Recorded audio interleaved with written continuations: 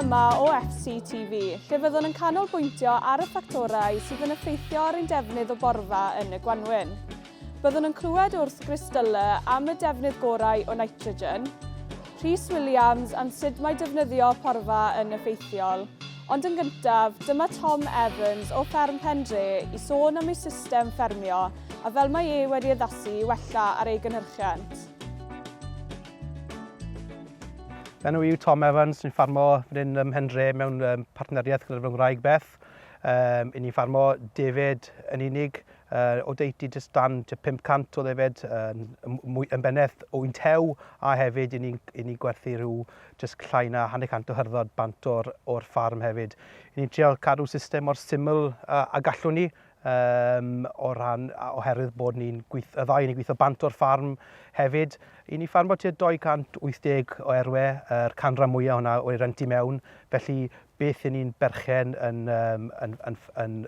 canran dda fach, felly y syniad yw bod ni'n gwneud y mwyaf ohono beth sydd gyda ni yma ym Mhendre, a dyna sydd wnaethon ni mewn yn gyntaf i pori cylchtro, i cael codi y nifer y stoc lan sydd yma ym Mhendre, a hefyd tynnu cymaint y costau gallwn ni mas o'r system ffarmio. So pa sialensau disti ar draws wrth ddechrau'r system pori gylchtro? Y sialens mwyaf o'r dechrau oedd dŵr. Oedd angen lot o gwaith i cael dŵr i maint yr ceiau. Ond eitha ffodus bod yr ceiau yn seisys eitha fach. Gyda hynny wedyn oedd cost o ran prynu yr temporary electric fencing mewn hefyd i cael tynnu'r maint y ceiau lawr i swto'r rotation. A gyda hynny wedyn oedd y sialens arall oedd just dysgu wedyn siwt i paratoi yn be maen nhw'n galw yr shoulders o'r flwyddyn am safio porfa ar gyfer y Gwanwyn a siwt i cadw'r ddafad yn hwyr na hydre bod ddim yn effeithio beth o gyda fi ar gael y defaid yn y Gwanwyn. Dyna'r sialens mwyaf a mae fath o beth i dal yn dysgu hefyd i fi dal heb gael yn iawn, ond dwi yn gobeithio bod fi yn gwella rhywfaint. So nes ti sôn am y sialensau ti'n dod ar draws rhwng y hydre a'r Gwanwyn. So gyda'r hynna yn meddwl, siwr ti'n dod dros y sialensau hynny wedyn i helpu gyda'r system? Fi sy'n digon ffodus i mynd ar y cwrs Profit for Pasture trwy cyswllt ffermio, a dyna ble ddysges i bod angen y rest ar y ceiau lan hyd at 100 a 120 o ddyrnodau. Dwi'n eitha ffodus bod y fi'r sheds a bod fi'n gallu dal ar defaid i mewn yn digon gynnar, a hefyd dwi wedi bod yn digon ffodus i cymeryd rhagor ddeiar the rough grazing mlaen, ond mae fe'n iawn i cynnal defaid dros Tachwedd, Rhagfyr a mewn i Ionawr ar bales a blocs. Felly ar hyn o bryd does fawr iawn o stoc mas yn y ceiau, jyst cwpl o hyrdod o ŵyn. Felly mae'r cael ni'n gweld tu ôl ni nawr wedi cael rest ers diwedd mis Hydre. So y debygwyd yw hwn bydd y cael cyntaf bydd ei gwneud defnyddio pan deith yr ŵyn gyntaf yn diwedd mis Chwefror. Byddai yn set stoc am bach, jyst bod y ŵyn yn digon cryf i mynd mewn i'r rotation, ond mae'r rhai o'r ffensys lan nawr yn barod a tebygwyd yw fan hyn nawr byddai'n dechrau'r rotation. So, oedd y rest o 100 o ddyrnodau. So ti'n bwydo dwysfwyd i'r defaid unwaith maen nhw'n mynd mas, a wedyn pwy oedran i ti'n rhoi'r defaid ôyn maen nhw'n mynd ar y system gyda ti wedyn? Ers dechrau'r system pori cylchtro, dwi'n digon ffodus wedi gallu torri unrhyw dwysfwyd mas o'r system sydd wedi safio tipyn y cost iddyn ni. Maen nhw yn cael bwyd yn y shed yn arwain lan dwyna ac am yr wsnodd cyntaf tra bod nhw'n pens bach, ond unwaith maen nhw'n dod mas wedyn mewn i'r system, dyn nhw ddim yn cael dim byd. Dwi wedi gofodol i fod yn hyblyg os ni yn gweld bod y tywydd yn troi a bod angen gallwn ni ddod ag yn ôl mewn sy'n ni moyn, ond wedi bod digon ffodus yn y 3-4 blynedd ers fi dechrau bod dim angen defnyddio a gobeithio parhau fel la. Yn y blwyddyn cyntaf nes i gadael yr ŵyn nes bod nhw wedi bod yn mis o'd, ond fel mae'r blynyddoedd mynd mlaen, fi wedi gweld bod fi gallu rhoi yr ŵyn bach mewn i'r rotation mewn wedi bod bythefnos 3 o'd. Mae'n bod yn ofalus, mae bach o gwaith symud nhw fel ŵyn bach, ond Na, yn y blwyddyn cyntaf gyda wedi mis, ond fi wedi gallu tynnu'r oedran yn ôl i tua pethefnos. Achos fi'n gweld eitha bwysig i gallu gwneud siŵr bod y ffarm, bod nhw'n gwneud y rotation cyfan rownd y ffarm yn mis Mawrth, oherwydd bod hwnna yn kickstarto'r tyfiant yr ffarm i wrth nhw'n cael yr un porad cyntaf na wedi wneud. Wyt ti ddim wedi cael unrhyw sgil effaith o troi'r ddefod mas a ddim cynnig unrhyw supplements yn nhw? To cael problemau gyda rhywbeth fel staggers? Na, yn digon ffodus, na. Y blwyddyn cyntaf, o'n nhw'n mynd mewn i porfod cryf ar ôl y mas o sheds ac oedd rhywbeth wedi croesi meddwl fi. Fe rhodes i bwced mas a nath nhw ymato fe, nath nhw ddim prin cyffwrdd o fe. A touch wood, sa'i beth wedi cael dim trafferth y staggers ers ni. So pa effaith mae mabwysiadu'r system gylchdro wedi cael yr fusnes i ti, Tom? Wel, y prif beth yw faint fi wedi gallu cynyddu'r rhif y defed. Dwi'n cadw ma, fi wedi codi'r rhif y defed dros 30%. Hefyd gyda hynny, dwi'n gwneud silage yn Mendre ar gyfer y gweddi'r rhyddiadau, achos maen nhw'n dod nôl mynd i wyna ac dod mewn i sheds dros y geiau. A un y prif peth eraill hefyd yw'r dwysfwyd. Yn y blynyddoedd cyntaf pan fes i ffarmo fan hyn, bydden ni'n ffido cec mas nes trwy mis Mawrth, mi mewn i Ebrill, nes bod y flush na yn dod.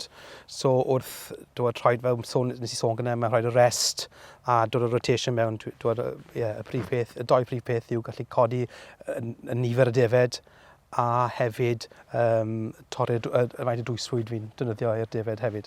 So rhywun wedi golygu bod ym rhaid i wso creeper oen wedyn? Ond fi eisiau creepo hefyd. Yn y blynyddoedd cyntaf, o'n i'n keen iawn i cael yr oen bant yn ifanc, 12 wthnos oed. O'n i'n creepo. Gyda hynny, mae'r oen ar y ffarm yn ychydig tipyn yn hyrach a dwi'n wino bach yn hwyrach. Ond yn yr blwyddyn diwetha cyn i fi dechrau rotation gris, o'n i'n iwso rhyw 9 tynnell o creep. Llynedd oedd y blwyddyn cyntaf llynedd nes i ddim iwso dim creep o gwbl ar yr oen Pendre yma. Gyda hynny hefyd, y ffactorau eraill i meddwl amdano yw wrth tynnu dwysfwyd mas, mi oedd yr oen ar y ffarm yn ychydig yn hyrach, ond i'n hwyrach yn tynnu'r oen bant o'r defed. Fi'n credu o'n i just rhwng 100 kilo a kilo yr oen nôl ar pwysau o'r lladddy. A hefyd gyda hynny mae'r defed mi hoffen ni sy'n rhyw un condition score yn fwy. A fi'n credu bod hwnna hefyd i wneud efo'r haf sych gython ni llynedd. Ond i ateb hynny, mae da fi mwy o oen i werthu achos bod y stocking rate wedi cynyddu eisiau gymaint a hefyd dwi wedi safio rhywle efo'r creep a'r dwysfwyd y defed rhywle rownd y 19 tynnell o bwyd. So mae'r system wedi bod yn positif iawn i ni yma. A pwy gyngor stati rhywun sy'n moyn dechrau system cylchdro? Bydden ni'n annog unrhyw wedi trial falle o bosib jyst trial gyda tynnu un bwnsyn o ddefed mas o'r ddiadell, rhyw 10 cyfer ac i splito fe mewn i paddocks a jyst trial gweld sut mae'n swtio nhw a gweld yr effaith a sut mae'r ar ôl pori un paddock a symud ymlaen i gweld sut mae'r paddock cyntaf yn ymateb i short interval grazing. Achos yna'r sioc mwyaf ges i pan dechreuais i oedd gweld sut oedd y ceien ymateb i'r defed mynd arno off mewn cyfnod byr. Se rhywun yn mynd mewn o fe, yn mynd i sialu fe, byddwn ni'n sicr i weithio nhw i cael system dŵr mewn lle. Mae fe'n gwaith caled i cario dŵr rownd. Bydde fe'n werth neu siŵr bod system dŵr da a digon o cyflyniad i gael. A mynd mas, a cael system electric fence eitha dechrau. Mae'n syndod pan mae'r gloi, mae'r defed yn dod yn gyfarwydd a'r hwyn gyda ni i electric fence. Yn ystod y flwyddyn ambell waith, dim hyd yn oed angen rhoi y terminal yn sownd i'r ffens achos maen nhw'n parchu'r ffens na cymaint. Ond na'r unrhyw cyngor i rhywun wedi meddwl, bydden ni wedi i trialu fe ar un ca bach i dechrau a gweld sut mae'n swtio nhw. Mae pris nitrogen wedi bod yn destun llosg ers adeg nawr, a dyma crystallau i sôn am fel y gallwn wneud y gorau o'r hyn sydd gyda ni. So many people are now thinking optimistically about spring fertiliser. We're headed towards warmer times, and here at Pendro we've already got lambs on the ground and Tom is looking to have grass to turn out to. So the choices are, we've always turned to fertiliser as a way of driving spring grass, and all of a sudden, with prices at £700, £800, £900 a tonne, people maybe have backed away a little bit, and nitrogen's got itself a bit of a bad reputation. We need to think back to what nitrogen does for grass. So basically we apply it to increase leaf area. So it increases the size of plant cells and the rate at which they double and multiply to give us more leaf area to catch more sunlight. And the good thing about nitrogen is even at £700 a tonne, and you won't like this, it is still a good investment, because basically we're replacing concentrates, because I can grow grass with an ME of 12.5 and crude protein above 20% in March, February, March time, and that's a direct replacement for concentrate. Concentrates at the minute, £400, £420, something like that. At the minute, I've got ammonium nitrate being priced somewhere around about the 700 mark, urea at about 730. Now those are sort of prices for big Arctic loads, and you'll be able to get spot prices that might differ for that. But typically, if I talk about ammonium nitrate at 340 kilos per tonne, so 34.5%, it means that at £700 it's costing me £2 for a kilo of nitrogen. And if I can grow 10 kilos of grass for my £2, effectively I'm growing over 120 megajoules of energy for my kilo of nitrogen. Now, if I was to get 120 megajoules of energy from cake, I'm going to have to spend 3 times that. So if I can convert my nitrogen into grass, it's a very good return on investment. The questions are, am I going to get the response? So I'm in a field here with plenty of ryegrass, a good cover. If I apply nitrogen to this, as long as my soil temperatures are 5 degrees and above, and I've got my soil thermometer, and even in subtropical Ceredigion, we're at 5.5 degrees. So grass has the potential to grow, and bacteria are working. And if I apply nitrogen now, and okay, we're still a little bit short of day length, but I'd hope to get somewhere between 7 and 10 to 1 response. So for every kilo of nitrogen, I'll grow between 7 and 10 kilos of dry matter. If I put it on in the end of May, I might get a 30 to 1 response. So my efficiencies improve as the world warms up and day length increases. But at the minute, it's all about growing grass to replace concentrates and get animals out of sheds. So I've got a cost implication of buying fertiliser, but I can start saving things like bedding, on slurry storage, on slurry spreading. And typically it's about £2 per cow per day if I can get them out grazing rather than being in a shed. And that's not feed, that's purely labour and things like bedding. So at the minute, the option, people say, well, should I be using urea or should I be using ammonium nitrate? Urea is currently about 20% cheaper per kilo than ammonium nitrate. But there's a risk that my losses can be higher. Most of the product we've got at the minute in terms of urea will be granular urea, not prilled. So the individual particles are quite large and they'll sit on the surface of the soil for quite a long time. So potential losses as ammonia, if the world warms up, are quite high. And I can easily lose 20–30% of the nitrogen. So what was cheap now becomes expensive because a lot of it goes up into the atmosphere. So ideally for urea, we're looking to spread pretty much on a day like this. Overcast, slightly damp. I've got a bit of grass cover. Anything that hits the ground is going to be sheltered. And the big losses are really in the first 12 hours from spreading urea. So if you've got a bright sunny day, there is a benefit for going later in the evening when the sun's gone and it's getting dark. And I say ideally we spread in a bit of a drizzle if we can. Urea then takes between 2 and about 12 days to break down into ammonium nitrate. And every day a little bit of it breaks down into ammonium and nitrate. And that's the soluble stuff. Now, if I spread ammonium nitrate, all of it's soluble, from day one, it's at risk of dripping out the bottom of the world. Whereas urea gives us a little bit of a safety net because only a little bit breaks down one day at a time. So urea is safer in a very wet and very cold conditions, but you get a lot more losses if it warms up and it starts to go upwards. So as soon as I get air temperatures above about 12 degrees, urea is not the product of choice. So spreading in early season, because I've got a fairly low response, the risks are quite high. We need to think about the fields where we're going to maximise response. And I've got some fields on this farm that I don't want to go anywhere near with fertiliser in February and March.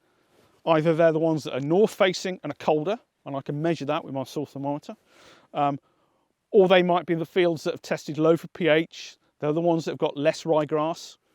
So if I go out and put fertiliser on those fields, it'll go slightly greener and you'll grow slightly greener rubbish. The return on investment is not there where I've got Yorkshire fog and creeping bent and everything else. The return is in a field like this where I've got 50–60% ryegrass. That's what's going to convert my nitrogen fertiliser into protein and energy. So I'm looking really at the fields that have been reseeded in the last 4 or 5 years, the ones that are going to give me a big response. And to be honest, I'd wait until end of March, early April to go and get a better response on the poorer fields as such. When fertiliser was £200–300 a tonne, it was less of an issue.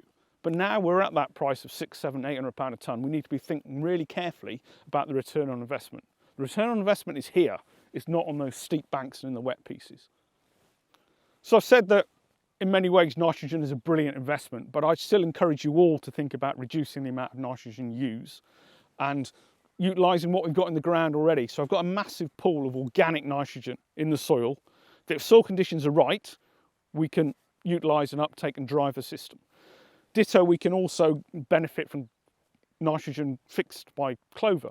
Now, in this sward, there's not a heap of clover at this time of the year. And one of the issues we've got is that carrying a high cover grass cover will tend to shade out the clover. So one of the issues I've got about growing grass with nitrogen fertiliser in the spring is that we outcompete the clover and we start to reduce it. So if I want to encourage clover in a field like this, in an ideal world, we'd only go in with a real small dressing of fertiliser and we'd make sure that this is grazed quite tightly.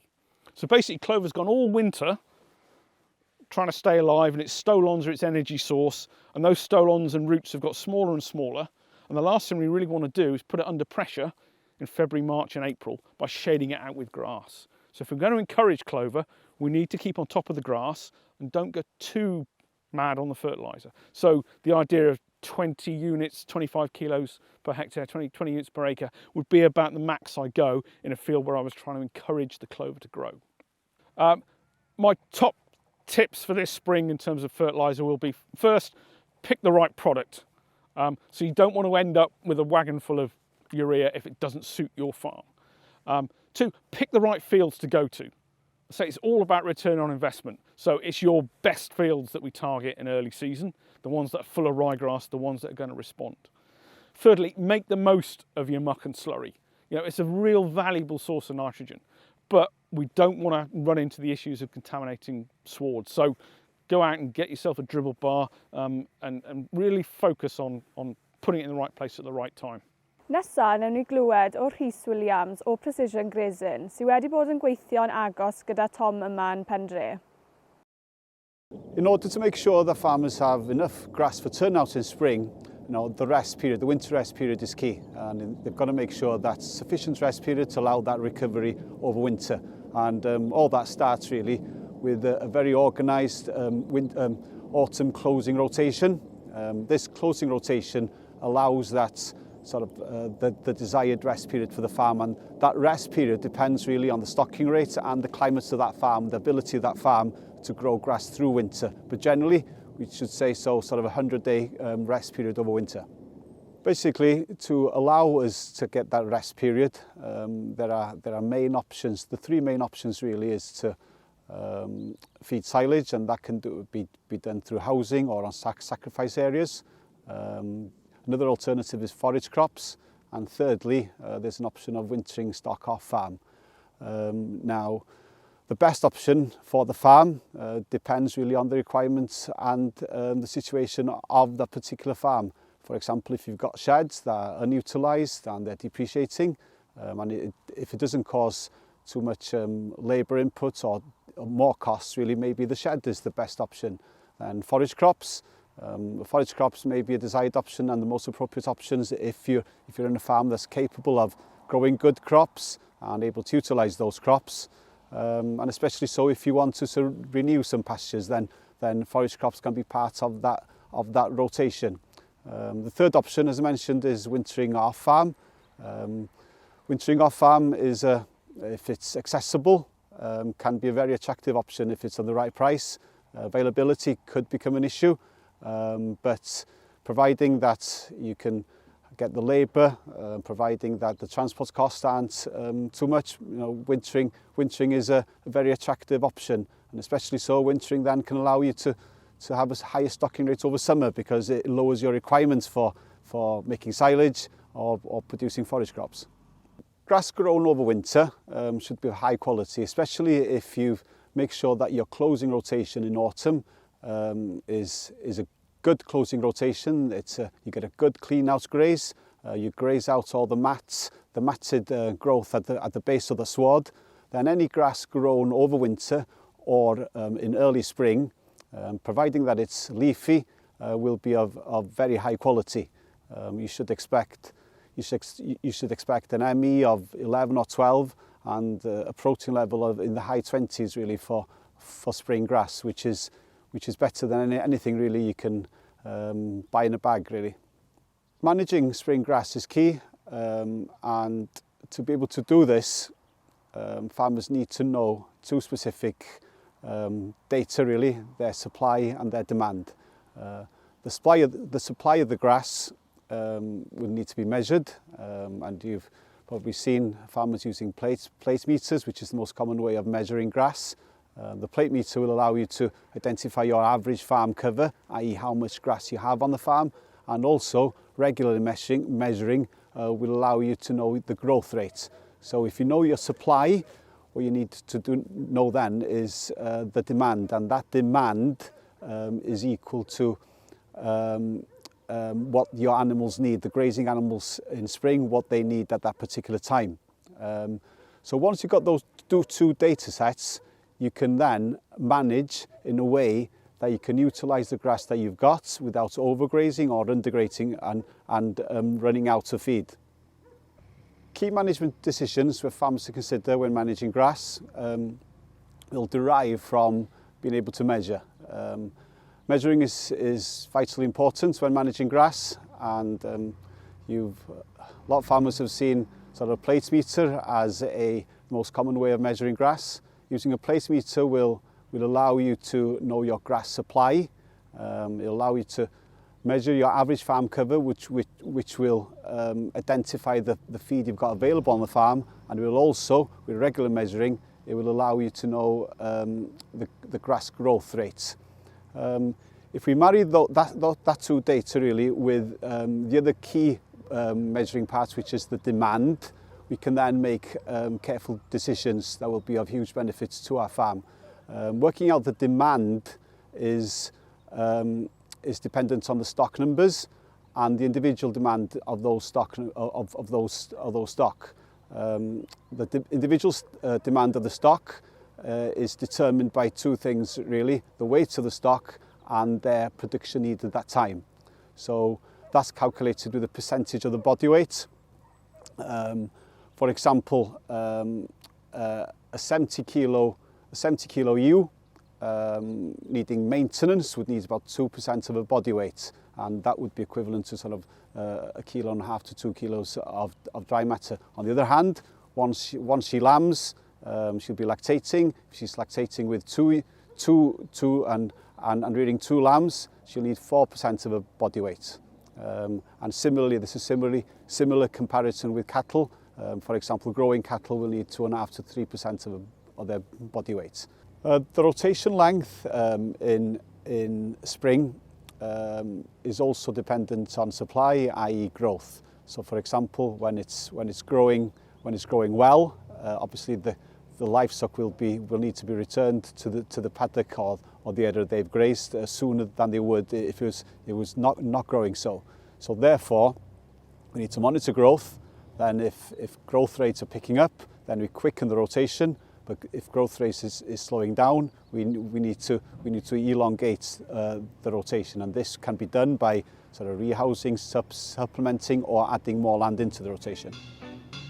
A dyna ni wedi dod i ddiwedd yr rhaglen yma, ac os hoffech wybod fwy am yr hyn rydym wedi dangos heddiw, neu unrhyw elfen o'r rhaglen, cofiwch gysylltu gyda'ch swyddog datblygu lleol neu rhif canolog.